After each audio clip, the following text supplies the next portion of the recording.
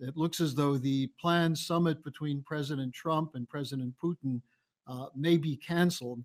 Uh, Helga, this was obviously the intention of this Ukrainian provocation in the Sea of Azov.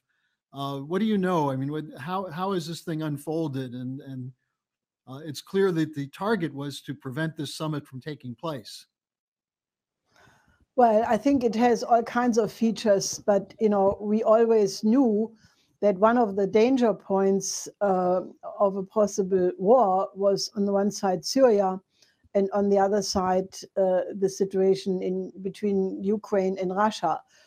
And while I tend to agree with General Kuyat, who in a Phoenix interview basically said that there needs to be a full investigation of what actually happened before one takes sides.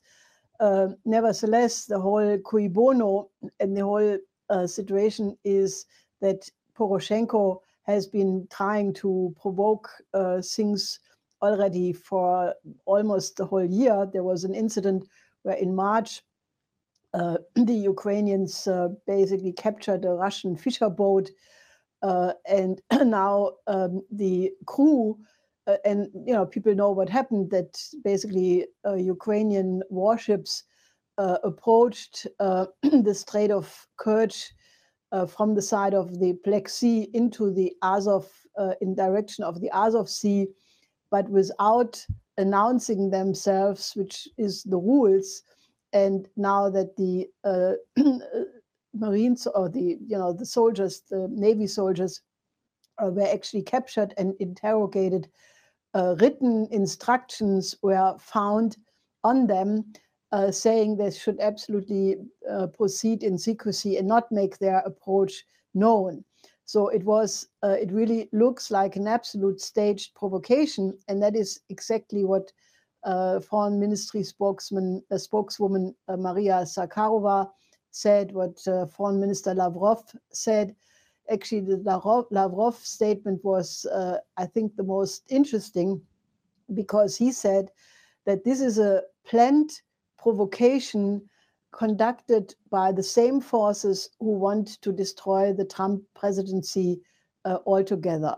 And I think that is absolutely on the mark if you look at such outfits like the Atlantic Council and the entire neocon transatlantic network.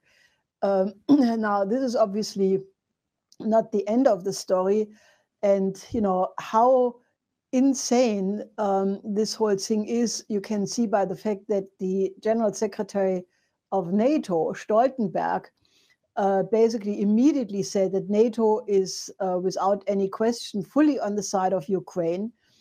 And with a delay of 2 or 3 days, Putin actually made a statement yesterday where he said that the biggest problem in this crisis is that the other nations all the time take the side of Ukraine, and that encourages the Ukrainian government actually to go further and further in their provocation. And then Putin actually, in a sort of ironic fashion, said if they would propose to eat babies for breakfast, the West would absolutely go along with it.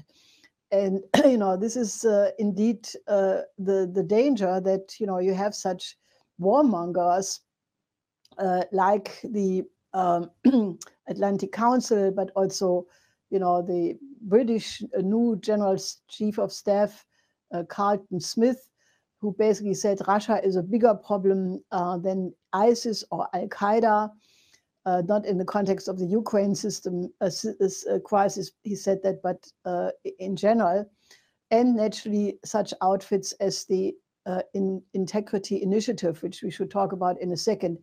Fortunately, it is obviously clear to many governments in Europe otherwise that this has the potential of going completely out of control. So most of them basically said there should be a de-escalation, appealing to both Russia and Ukraine. And one can be sure that this will be a hot issue at the G20 meeting in Buenos Aires. So But this is an extremely, extremely dangerous situation. Poroshenko, as most people by now know, declared martial law. He wanted it for 60 days because of the opposition, including from Mrs. Timoshenko. He could only get 30 days. But our friend Natalia Vitrenko made a webcast where she said that the danger is that Poroshenko plans to have a dictatorship. And, if you have 30 days, after 30 days, you can announce another 30 days, because that has been a previous pattern in Ukraine.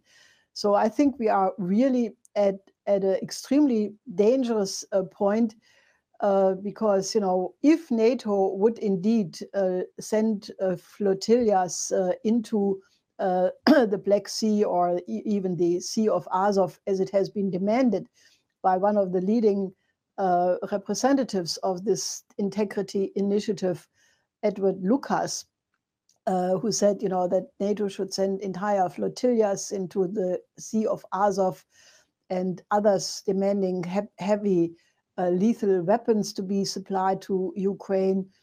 I mean, this is the stuff out of which World War III could easily be triggered. So I can only say, if the summit between Putin and Trump does not take place, I mean, the latest was that Peskov at some point today said they would briefly greet each other and then maybe meet for 1 hour on Saturday. Now, 1 hour, given that it was mentioned there, all the subjects which were supposed to be discussed, the INF treaty, Ukraine, Syria, terrorism, and many other issues. Obviously, 1 hour is absolutely not enough. But Trump said that he hopes to have a meaningful summit in Washington soon, or elsewhere. I think that is good. But I can only say be on absolute super high alert, because this is a very, very dangerous escalation.